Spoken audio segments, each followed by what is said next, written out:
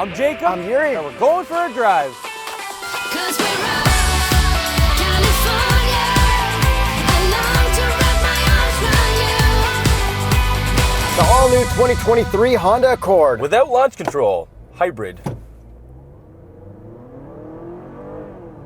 Ooh, that is smooth. It's definitely not that quick. Imitating gears. Sounds kind of okay.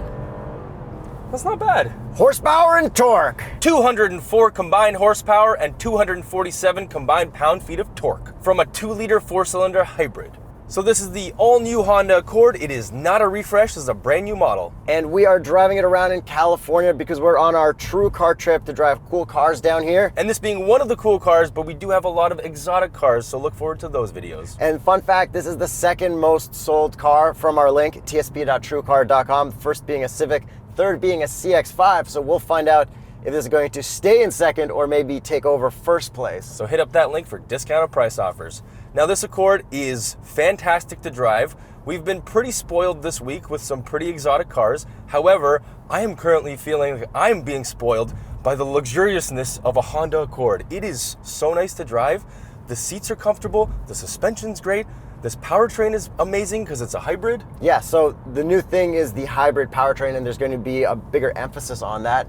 And then there's also a sport version with what kind of motor? The same one. They have ditched the 2-liter turbo. You can only get the 1.5-liter turbo or this hybrid. And the way that this hybrid system works is actually pretty crazy. So the gas engine, which is a 2-liter 4-cylinder, actually acts as a gas generator for the electric battery. This is like, I'm flooring it right now. It feels electric-y. This feels like an electric car. Thrust. Yes. This feels like an electric car first that just happens to be gas. It's really cool. And by the way, there's a prototype of some kind of BMW over here. Yeah, it's got the up headlights going down. Yo, California, X5. you guys got some crazy stuff out here. So then this one is front-wheel drive. There's no all-wheel drive. You can also drive this in full electric mode if you have enough charge. But what would be the miles per gallon? This one is 44 miles per gallon combined, but you can get more in a lower trim, which is kind of interesting as well. And then the 1.5-liter turbo 4-cylinder has also been changed, although the power numbers are actually the same. So it's kind of internal engine changes as well as things for fuel economy and gas emissions. CVT. Yes.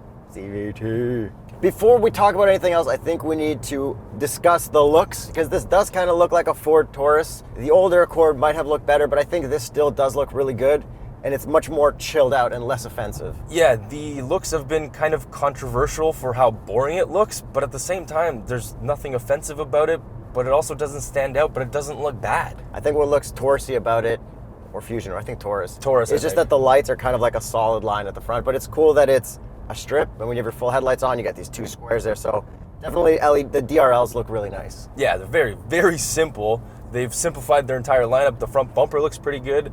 And moving around to the side, the wheels are decent. However, there is a sport trim with like really nice 5-spokes. These are just kind of like interesting hybrid-y 5-spokes. Yeah, they look nice when they pop. And what would be the Continental recommended tire for the new Accord? That would be the Continental Pure Contact LS, which is a luxury touring all-season tire with a 70,000 mileage limited warranty that currently qualifies for a $70 Visa prepaid card until February 28th, 2023. For full details, go to continentaltire.com/TheStraightPipes. The body lines, very chill, just like a subtle line across, where the old Accord was like a lot sharper and like sport backier. Yeah, anglier. But yeah. That line is like a character line that's supposed to make it look like it's moving when it's standing still. And it kind of helps. And then this one has chrome on it where the sport trim would not. And then the sport trim would be blacked out at the front, where we have a silvery color for those little like air duct thingies. And then what they did with the new Accord is that they don't actually have a keyhole anymore, and it's touch to lock. You don't have like a button or anything like that, which is really nice.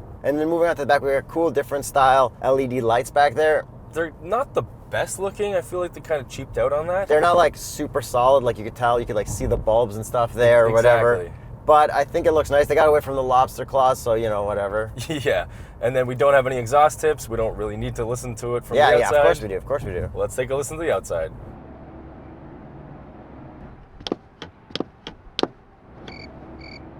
And even the sport doesn't have exhaust tips at the back. Because it's still the same hybrid engine. So Yeah. it doesn't really matter. If you want exhaust tips, go TLX. Yeah, or get a previous gen Accord or something like that. And what's cool is that the Honda badge is kind of like recessed into the back where like the taillight bar is. So It's that's also like pretty sweet. simplified as well. Overall, I think, and then we have just like a chill blue color. There's like a red color too. But like overall, it looks all right. Not offended. Yeah. It matches the rest of the entire Honda lineup now. Like, it doesn't stand out. Nothing looks bad. Except for that it looks too much like a Fusion. That's it, from certain angles. Yes. Or a Focus, or a Taurus, or the whatever Taurus, it was. the Taurus. So back to some driving with this hybridness. We're currently going downhill. We do have paddle shifters. They don't control the transmission, although they kind of do because they're controlling the regen, which is through the electric motors. So I'm going to use the paddles to now get some regen. So there's actually 6 stages of regen right now, and you are apparently supposed to be able to come to a full, complete stop, although I am going downhill, so we'll see. Here we go.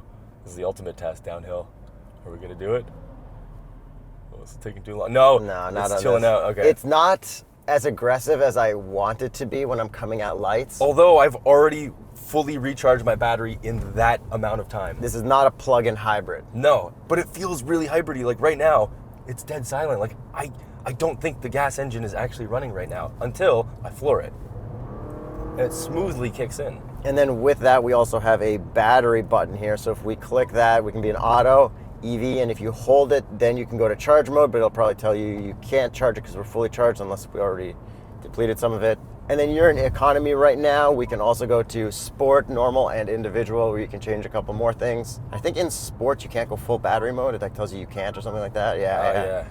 Well, it makes sense. Yeah, it makes total sense. And I didn't even launch this in sport mode because this isn't a sporty car. It just isn't. Yeah, it's funny how like there used to be a sweet Accord coupe? 6-speed Accord with the Type R motor detuned, and now Yeah. we're like, yeah, it doesn't have a transmission, it's hybrid, and they're You know, relaxing. at one point there was an Accord Coupe V6 manual, so here's Yeah. where we are now. But I mean, for what this is great. Like, the interior's been fully updated. The powertrain is completely new. Like I said, the suspension has been retuned, and the suspension out here on these potholey and just overall crummy LA roads is really good. Yeah, it's not bad. And the cabin in here is so quiet. This feels like a luxury car, like a kind of boring luxury car in a very good way. It's no Rolls-Royce Phantom. No, but it's like Keep an eye out for that review. kind of close, yeah. It's not kind of close at all. No, the silence of it. It is quiet in here, yeah. Considering we're in a Honda Accord. Okay, we should probably talk about more stuff in here with me You behind the wheel. Oh, Jinx, I want to talk about the shifter. we finished each other's Meals. sandwiches. Sport mode, traction control off.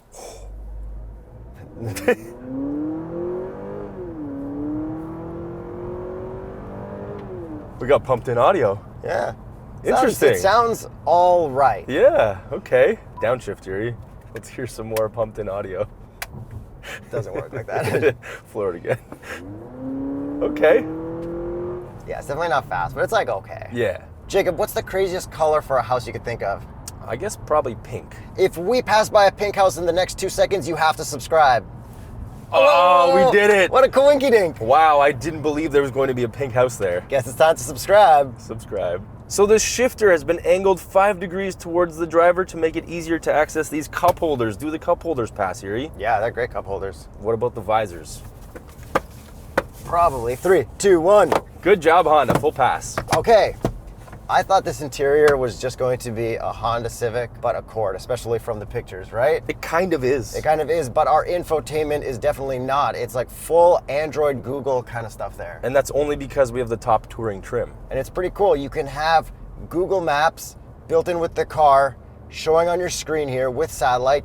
You can have Google Maps showing navigation in your gauge cluster, an actual picture, and then you also have the arrows and stuff in your head-up display. Pretty damn nice.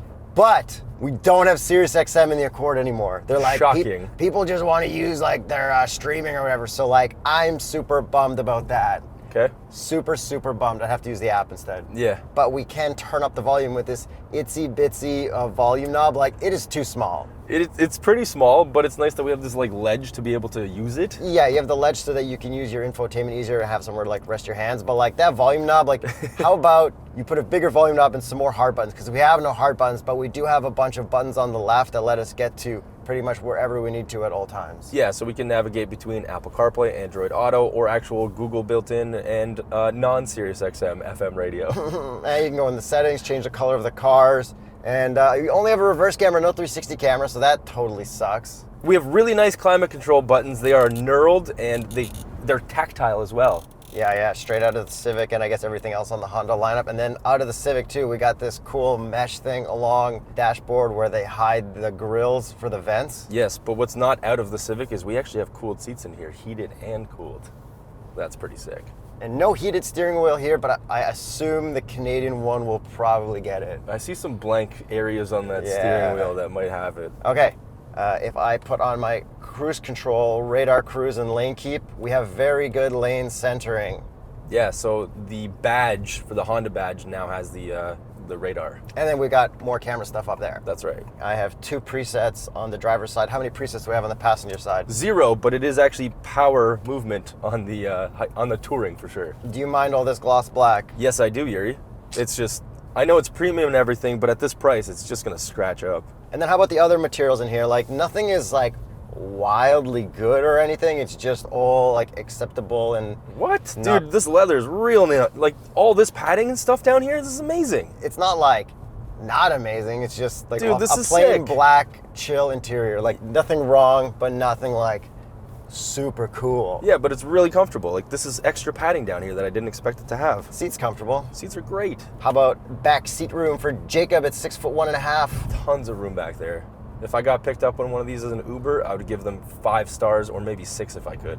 And then the trunks, wow, but 5 stars and a good tip. Yes.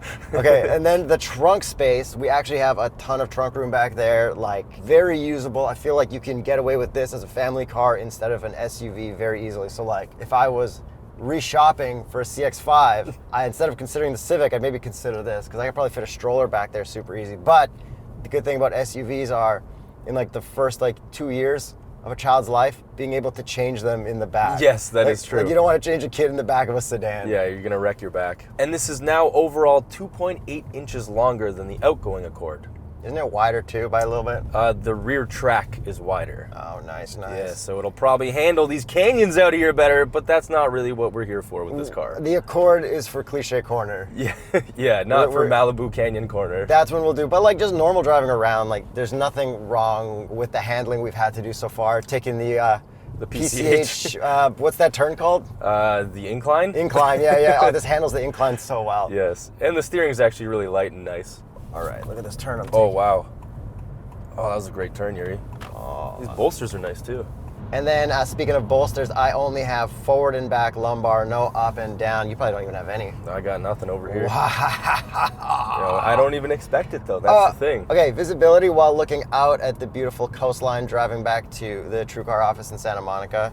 Lots and lots of visibility. Yeah, this is great. On par with the Civic. And while driving, there is nothing weird about the brake pedal. No, it's not a hybrid-y feeling brake pedal. Just totally normal, and I love that. Big applause to Honda for that. Other thing, wireless charging, and we also can do wired or wireless Apple CarPlay, and we use USB-C in this car. We are in the future now. Yes, so make sure you bring your new cables along. Yeah. Oh, and one thing that's interesting about this one with the exterior is they actually don't have like a bad-looking, plasticky, rubbery rain channel because they use some kind of crazy new laser welding technology for the roof, and it actually is noticeable from the outside. Oh. If you're as tall as I am. And little sunroof. Yeah.